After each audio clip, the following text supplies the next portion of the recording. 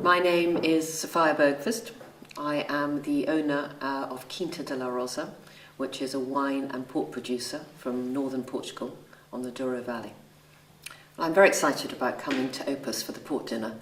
I do quite a few wine and port dinners throughout the year, and normally the dinner would consist of having both wine and port, because just having a port dinner people find is a little bit too much. Fortunately, Quinta de la Rosa, we make both wine and port.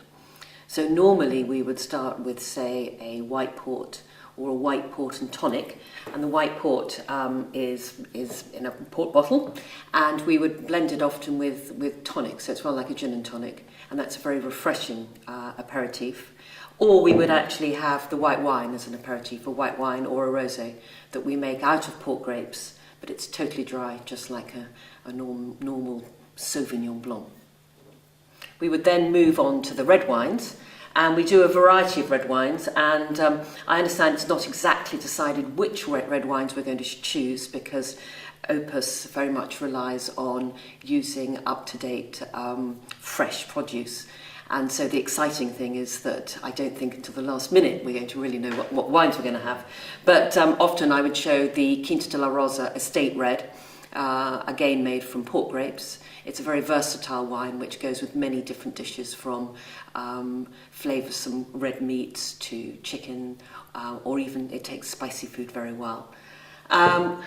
And maybe we're in for a treat with a reserve. Our reserve wines are foot-trodden, just like our port is, and they're made from old vines, so there's a huge concentration of flavours. So it really depends on, we have plenty of different wines and ports available. It depends on what the final menu is. And of course, I don't want to forget about the ports, so we have a variety of different ports, from our late bottle vintage, which is bottled in this rather, I think, rather exciting modern bottle. It's a 50 cl bottle, which we've had great success both in restaurants and at retail level. And we might be very lucky to have a vintage port, which is the top level of port. And this is the 2000 that I'm looking at here, which is showing beautifully. So we would hope to finish the evening with a very nice glass or two of different types of port.